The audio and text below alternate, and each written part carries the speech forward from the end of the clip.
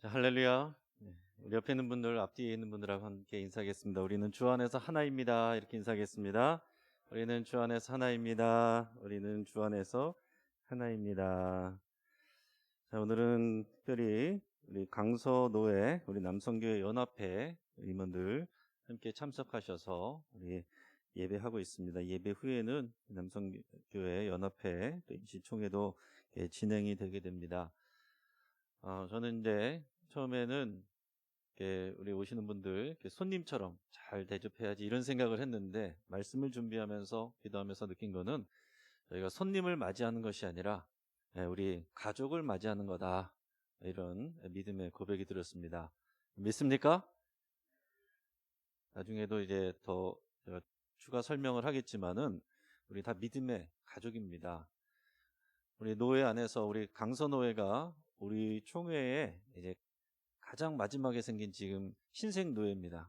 규모도 작고, 그러면서도 이제 새로운 우리가 꿈과 비전을 가지고 시작한 노회인데, 우리 노회 안에서 우리 남성 일꾼들이 이렇게 함께 모여서 우리 함께 예배하는 것, 우리가 또 연결되어 있다는 것을 여러분 잘 기억하시고, 또 하나님의 뜻이 무엇인지 우리가 다 같이 우리 생각하는 그런 시간이 되기를 바랍니다.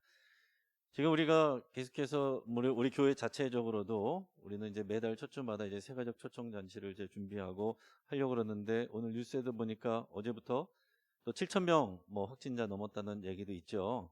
또 오미크론으로 이것이 끝나면 좋지만 그 외에 더 다른 변이들이 얼마든지 또 일어날 수도 있는 일이고, 네, 지금 온난화 현상으로 인해서 북극 남극 빙하들이 녹으면서 그 안에 오래된 옛날에 그 슈퍼바이러스들이 다 나오게 된다. 앞으로는 더 강력한 슈퍼바이러스들 나온다. 그런 얘기들을, 흉흉한 얘기들을 우리 전문가들이 많이 하고 있습니다. 그러니까 여러분, 우리가 생각해야 될 것은 뭐냐면은, 잘 버티다가 이것이 끝나기만을 기다리면 옛날로 돌아가야지, 이게 아니다라는 거예요.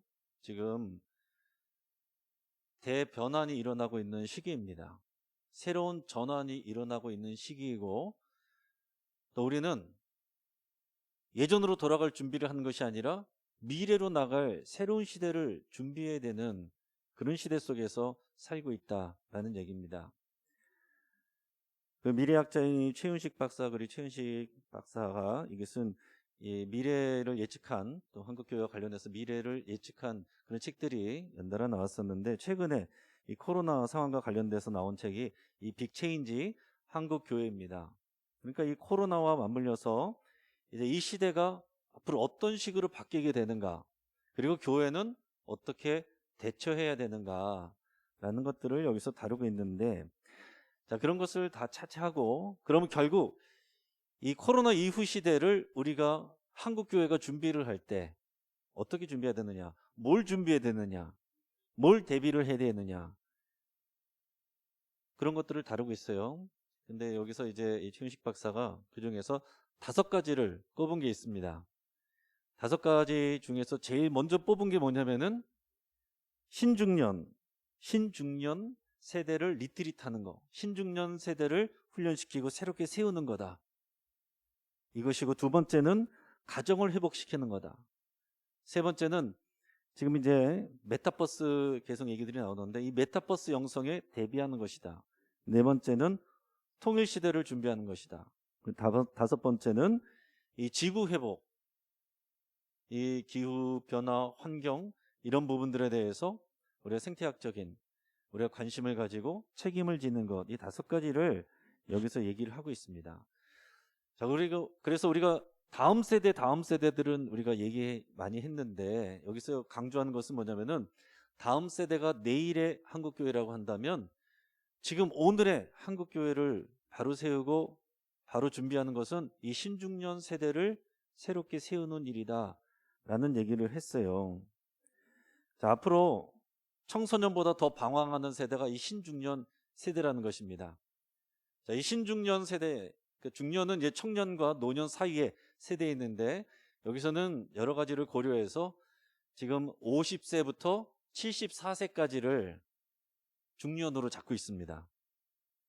자, 50세부터 74세까지, 물론 그 이후에 75세 이후에 되시는 분들도 얼마든지 우리가 더 청년처럼 지금 얼마든지 더 사역을 할 수 있습니다. 이제 그 시대도 준비해야 되지만은 왜 이 신중년 세대를 준비해야 되느냐 하면 인구 구조 자체가 2025년, 지금 2022년이니까 앞으로 3년 후가 되면 이 신중년 이 세대가 전체 인구의 한 40% 이상을 차지할 거다, 이렇게 얘기를 하고 있는 거예요.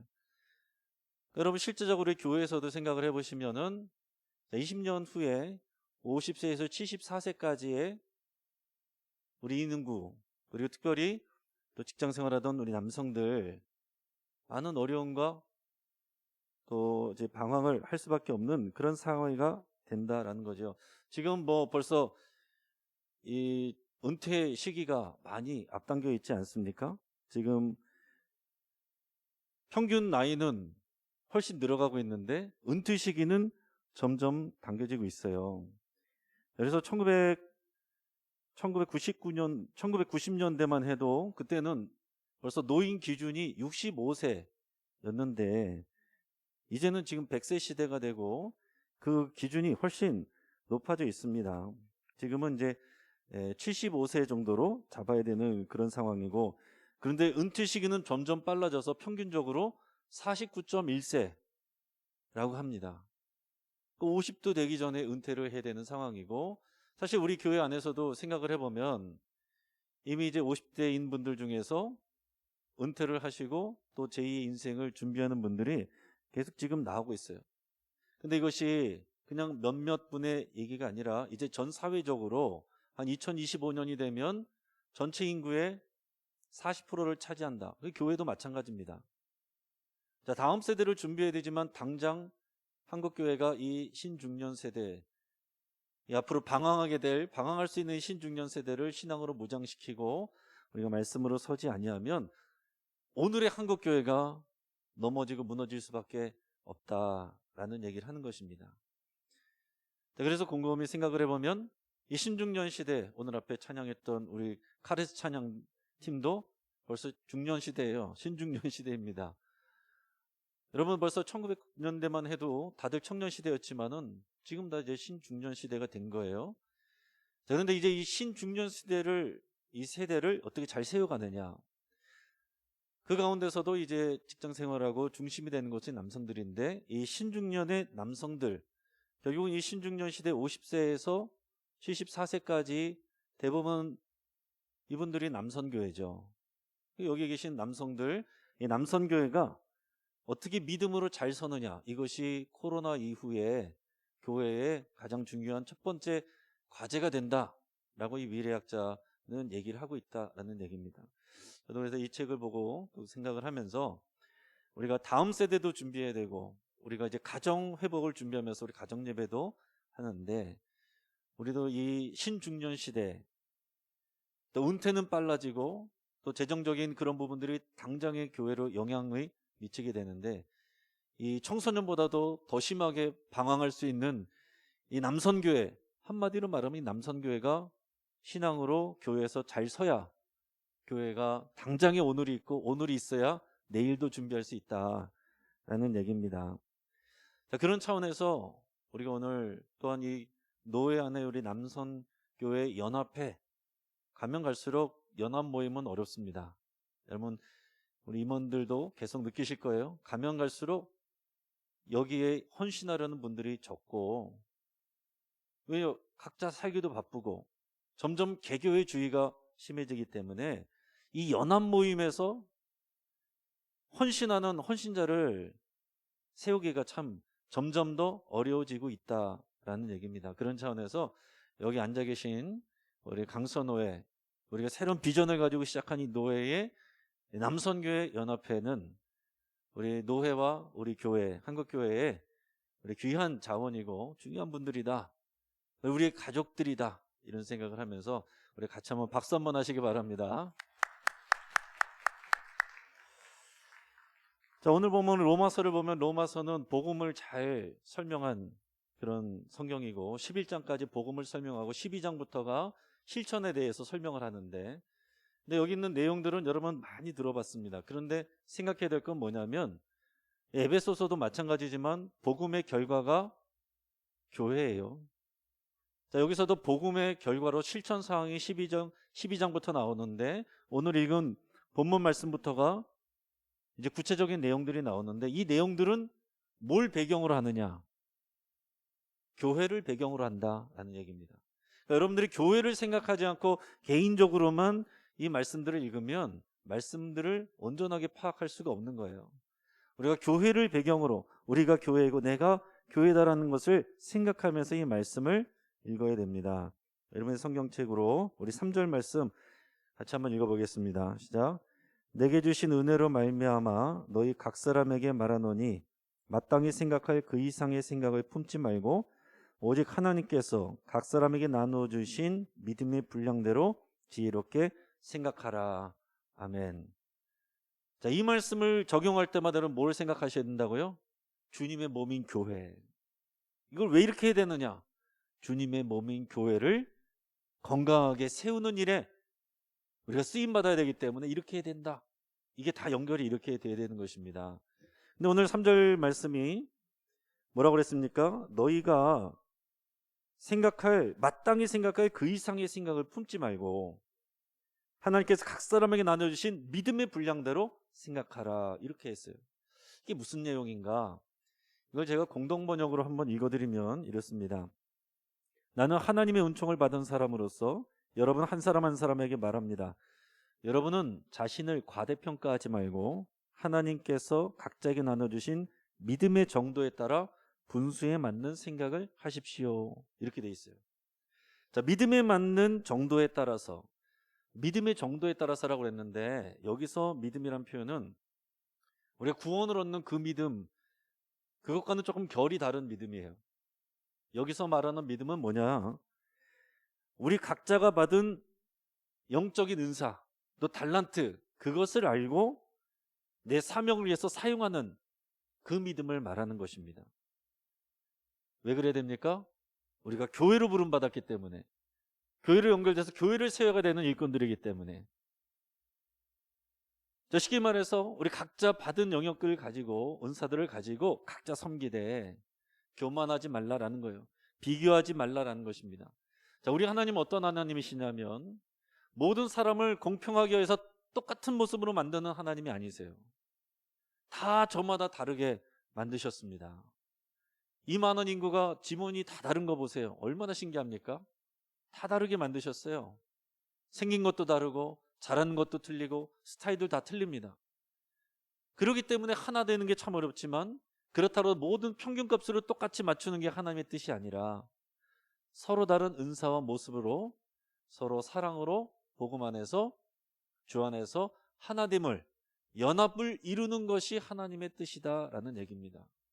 앞에서도 말씀드렸지만 연합은 참 어려운 일이에요. 나와 멀어진 얘기이기 때문에 그러나 이 연합이 이 복음의 굉장히 핵심적인 중요한 내용입니다. 복음을 이해하는 데 있어서 연합이란 말이 연합, 연결 이것이 핵심적인 내용이에요. 그렇기 때문에 우리 연합활동도 여러분께서 이 복음 안에서 잘 이것을 이해를 하실 수 있기를 바랍니다. 자, 두 번째는 4절에서 8절까지 말씀인데 길기 때문에 따로 읽진 않겠습니다. 내용은 우리 한 사람의 몸은 하나지만은 우리 안에 지체가 여러인 것처럼 교회는 그리스도의 몸이고 하나인 몸이지만 여기 구성원인 지체들은 저마다 각자 다른 은사와 달란트를 가지고 있다라는 것을 말씀하고 있어요. 자, 그렇기 때문에 각자 예언하는 사람이면 예언으로, 섬기는 일을 잘하는 사람은 섬기는 걸로, 가르치는 일을 잘하는 사람은 가르치는 일로, 위로하는 일을 잘하는 사람은 위로하는 일로, 구제하는 일을 잘하는 사람은 구제하는 일로, 다스리는 사람은 다스리는 일로, 긍휼을 베푸는 일을 잘하는 사람은 긍휼을 베푸는 일로. 자, 저마다 다른 모습을 가지고 있지만 그것이 함께 연결되어서 몸을 이뤄가는 것이 교회이고 이것이 복음의 결과이다. 그런 뜻입니다. 몇 년 전에 말모이라는 영화가 있었어요. 이 말모이는 순우리말로 이게 무슨 말이냐면 말을 모은다 이런 표현이에요. 타는 말이 아니라 우리의 말. 그래서 말모이는 다른 말로 하면은 국어사전을 말하는 거예요. 순수 우리말로 국어사전을 말모이라고 그러는데 일제시대 때 이 조선어학회 회원들이 우리말을 지키기 위해서 이 국어사전을 만드는데 일제의 갖은 핍박 그런 감시 속에서도 사람들이 이 사전을 만드는데 헌신을 했습니다. 그래서 13년 동안 노력을 해가지고 결국 이 원고를 말모이 원고를 만들게 된 거예요. 근데 쉬운 일이 아니었습니다. 그 가운데 1942년에는 33명이 구속이 되고 또 2명이 고문으로 사망하는 이 조선어학회 사건도 일어나게 됩니다. 정말 목숨을 걸고서 이 말모이 이 사전을 만들기 위해서 그들이 이렇게 노력을 한 거예요. 자, 그런데 당장 눈앞에 보인 것은 말모이 국어 사전이지만 그들이 왜 이것을 합니까? 우리 나라를 위해서 하는 거잖아요. 여러분, 우리가 각자 여러 가지 사역을 하고 봉사들을 하지만 그것은 단지 영신교회만이 아니라 그리스도의 몸인 교회를 위해서 우리가 하는 것입니다. 자, 그런데 그 영어에서 그 중요한 대사가 나오는데 뭐라고 얘기하냐면 한 사람의 10걸음보다 10사람의 한 걸음이 낫습니다. 이런 표현을 하는 거예요. 그래서 실제적으로 이 말모이를 만들기 위해서 전국 각지에서 다양한 사람들이 각자 여러 가지 사투리와 말들 그런 자료들을 다 모아가지고 모여서 그 정말로 말들이 모여가지고 사전이 편찬이 되게 되었다라는 것입니다. 여러분, 그리스도인 몸인 교회는 이런 것입니다. 교회는 특출한 몇 사람이 끌고 가는 게 아니에요. 여러분, 이 일의 진행을 위해서는 소수의 사람이 똑똑하고 지혜로운 사람이 끌고 가는 게 편합니다. 사실 그래요. 그래서 지금 정부도 뭐 주로 얘기하는 것은 광범위한 그런 많은 조직보다는 간편한 조직을 만들려고 하잖아요.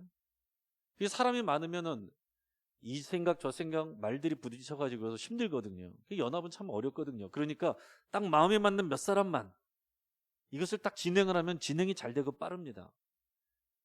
그러나 하나님의 이 역사와 이 일은 한 사람이 10걸음을 가는 것보다 10사람이 모여서 느리더라도 한 걸음을 가는 것이 복음적이고 그것이 하나님의 거룩하신 뜻이다라는 뜻이에요. 저도 예전엔 잘 몰랐는데 공부를 해보니까 이 장로교회에서 교회는 원래 이 종교개혁에서 나온 것이 우리 장로교회고 여기서 말하는 교회는요 기본 단위가 지역 개교회가 아니고 노회더라고요.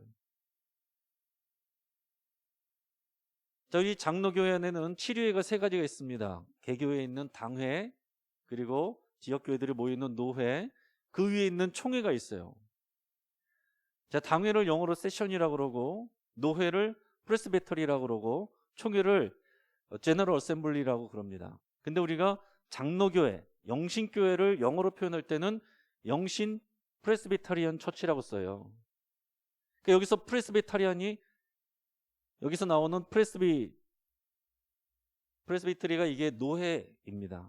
그러니까 가장 원래의 기본 교회의 단위는 노회였다. 종교개혁 때부터 그 개념이 거기에 있는 것입니다. 근데 지금은 개교의 주의가 너무 강해서 노회가 사실은 무늬만 있는 형식적인 그런 기능을 하게 됩니다. 근데 교회가 건강성을 위해서는 학자들이 그런 얘기를 하는 거예요. 우리가 각 교회에서 건강하기 위해서는 개인주의를 극복하고 교회의 공동체를 귀하게 여겨야 되는 것처럼 개교의 주의를 극복하고 이 노예로서 노예가 교회가 되는 이것을 회복하는 것이 필요하다. 그래서 노예가 이런 여러 가지 행정과 우리 도덕적인 것들과 이런 것들을 관리하고 이런 것들을 지도하는 그래야 이 한국교회가 건강성을 찾을 수 있다. 이런 주장을 하는 글들을 읽어봤습니다. 그러면서도 제가 또 느낀 건 제가 신학교에서도 잘 못 들어봤는데 그렇구나. 노예가 중요한 거구나. 저도 젊을 때는 노예는 그냥 정치하는 곳이라고 생각을 했어요. 노예 안에는 여러 가지 연합 모임은 그냥 활동하는 거 좋아하는 분들이 정치를 좋아하는 분들이 하는 거라고 생각을 했습니다. 그러나 그게 아니다라는 거죠. 오늘 말씀에서와 같이 그리스도의 몸으로 세워지는 이 일에 연합하는 일에 앞장서는 것이 하나님의 뜻이다라는 것입니다. 그래서 마지막으로는 9절만 같이 읽겠습니다. 9절이요. 같이 시작. 사랑에는 거짓이 없나니 악을 미워하고 선에 속하라. 아멘. 결국 이 교회는 뭡니까? 사람의 공동체예요. 그렇기 때문에 결국에는 사랑하는 것이 이 공동체를 이끌어가는 거거든요. 오늘 오전 설교 때 이 가정을 가정이 교회가 되게 하기 위해서는 노엽게 하지 말라고 그랬잖아요. 사랑의 가장 실천이 서로 노엽게 하지 않는 거죠. 우리가 사랑하는 것이 참 어렵습니다. 이 연합 모임에서 사랑하는 것은 더 어려워요. 이 러시아의 대문호의 톨스토이가 쓴 사람은 무엇으로 사는가, 이 책 있죠. 여러분께서 많이 읽으신 분도 계시고 또 제목만 들어본 분들도 계실 거예요. 이 레프 톨스토이, 이 사람은 이 굉장한 소설가에서 더 나가서 이제 사상가로까지 존경을 받는 사람입니다. 근데 이 사람은 원래 귀족 집안에서 태어났지만 그래서 방탕한 생활도 했어요. 그러나 그 당시에 28세기 말과 19세기 초반에 19세기 후반과 이제 20세기 초반에 그 당시에 이제 이 황제가 있는 그런 러시아 제정 시대에서 자유주의가 불어오는 그런 시대였습니다. 그런데 자기는 귀족인데 하나님의 말씀을 보면 정말 모든 사람들을 다 사랑하고 예수님이 낮은 자리까지 오는 이런 부분들에서 항상 갈등을 느꼈어요. 그러다가 이제 이분이 중년이 되면서, 지금 남성교회처럼 중년이 되면서 주변 사람들이 죽어가는 모습을 보면서 이제 신앙에 깊이 들어가게 됩니다. 그냥 교회 다니면서 배웠던 그런 말씀이 아니라 정말 자신이 깊이 생각하고 고민하면서 그 말씀을 삶에서 실천하려고 노력을 해요. 그래서 그냥 이 소설만 쓴 것이 아니라 실제적으로 농민들을 계몽하고 또 학생들을 모아서 학교를 세워서 가르치는 이런 일들을 하려고 굉장히 노력합니다. 그 당시 이제 지주들이 이 농부들을 학대하고 착취하고 핍박하는 그런 구조 속에서 이 그리스도인으로 참 갈등을 느꼈다는 얘기예요. 그러면서 이분은 하지만 이 해결을 성경에 나오는 사랑과 구원 그리고 용서, 이것으로 해결할 수 있다라는 믿음을 가졌습니다. 그리고 본인이 그것을 위해서 살았어요. 그리고 그것을 이 복음서에 나오는 이 가치를 사람들이 알기 쉽게 소설로 쓴 책들 중에 하나가 사람은 무엇으로 사는가, 이 책입니다. 여기에는 이제 가난한 구두수송공 세몬이라는 사람이 나와요. 너무 가난해서 이제 뭔가를 팔아서 이제 옷을 추운 데니까 살려고 갔다 왔는데 별로 돈을 못 받았어요. 툴툴거리면서 오는데 그 추운 겨울에 교회 옆에서 어떤 젊은이가 벌거벗고 벌벌 떨고 있는 거예요. 그래서 가서 물어보니까 미하일이라는, 그 이름이 미하일이래요. 근데 나머지는 어디서 왔는지 자세히 얘기를 하지 않습니다.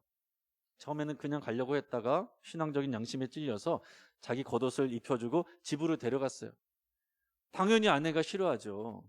돈도 못 벌어오면서 어디 이런 너 알지도 못하는 사람을 데려오느냐. 당장 내일 우리 먹을 것도 없는데 밥을 주라고 그러니까 아내가 화가 났어요. 근데 그 남편이 얘기하면서 아니 하나님을 믿는 사람이 그러면 되겠어?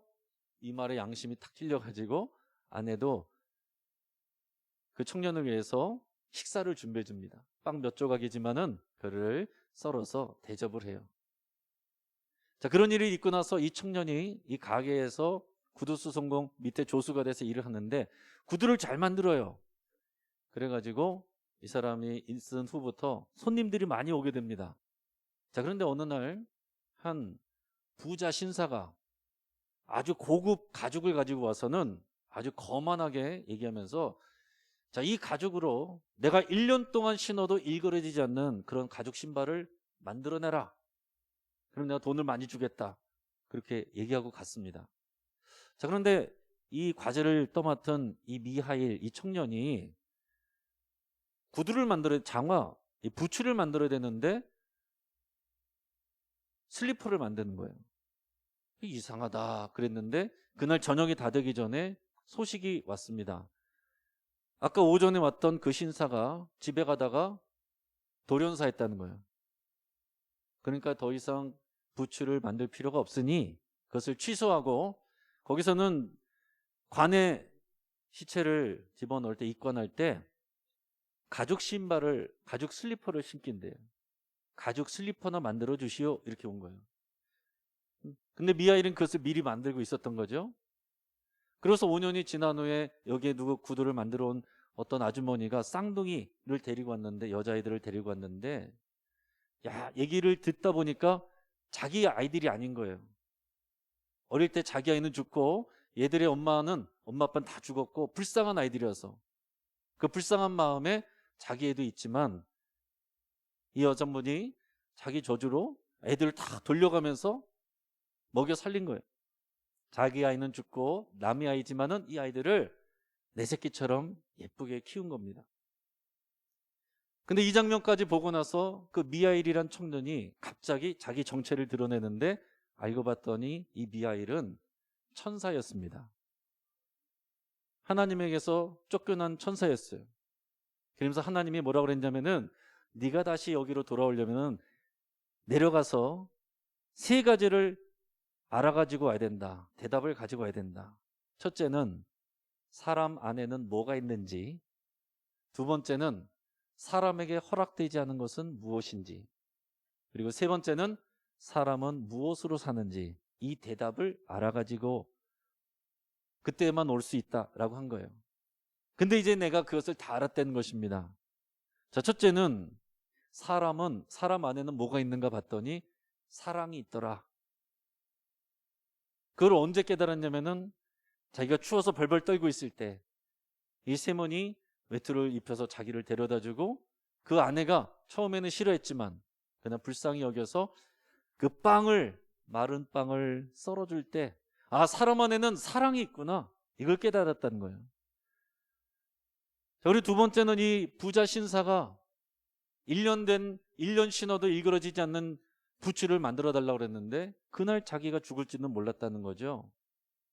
그러면서 이것을 통해서 깨달은 것, 사람에게 허락되지 않은 것은 뭐냐? 자신의 육체에 필요한 것이 무엇인지 아는 지식이 없더라. 그게 있어야 되는데, 그러니까 결국은 뭡니까? 자신의 죽음과 그 이유를 아는 그게 없더라라는 거예요. 영원히 살 것처럼 사람은 그렇게 살더라라는 거죠. 그리고 마지막에 자기 애도 아닌데 이 쌍둥이를 자기 애들처럼 키우는 이 여인을 보면서, 아, 사람은 사랑으로 사는구나 하는 것을 깨달았다는 건 내용이 이 소설의 내용입니다. 자, 그런데 이 내용을 읽어보면 이 내용은 성경에 나오는 복음서의 하나님의, 예수님의 말씀들을 이렇게 이해하기 쉽게 그 당시의 모습으로 소설로 각색해서 쓴 거예요. 자, 그러니까 이분은 그냥 자기가 재능을 그냥 자랑하기 위해서 쓴 것이 아니라 이 복음의 말씀을 잘 모르는 사람들에게 알려주고 그 복음대로 살 수 있도록 이끌어주기 위해서 이것을 썼다라는 얘기입니다. 그렇다고 쉬운 건 아니었어요. 그도 그의 삶 속에서 정말 그의 꿈과 이상을 위해서 복음적인 가치를 위해서 살려고 했지만은 마지막 죽기 전에는 그 인세를 자기는 이 복음적인 가치 때문에 다 포기하고 가난한 사람들 다 나눠주려고 그랬어요. 그랬더니 어떻게 해요? 현실적인 아내하고 가족들이 절대 반대를 하는 것입니다. 그래가지고 톨스토이가 가출을 했어요. 근데 가출을 해서 여행하다가 결국에는 기차역 간이 역사에서 폐렴이 걸려서 그냥 죽게 됩니다. 그러니까 여러분, 우리가 말씀을 우리가 붙잡고서 사는 것, 그렇게 사랑으로 사는 것 녹록치는 않다라는 것입니다. 그럼에도 불구하고 그것이 하나님께서 우리가 기뻐하시고 원하시고 우리를 부르신 이유다라는 얘기죠. 남선교회 우리 연합회뿐만이 아니라 우리 온 교회, 그리고 개교회뿐만이 아니라 이 노회가 결국에는 그리스도의 사랑으로 서로를 사랑하고 섬기는 것, 이게 하나님이 기뻐하시는 일이고 그 사랑으로 교회 바깥에 있는 사람들을 사랑하고 섬기는 것이 하나님의 뜻입니다. 여러 가지 남성교회 사역이나 교회에서 봉사, 이 모든 것은 그 사랑 때문에 하는 것입니다. 그 사랑을 누리시고 그 사랑을 흘려보내는 주님의 귀한 생명의 통로 되시기를 주님의 이름으로 축복합니다. 좀 기도하겠습니다.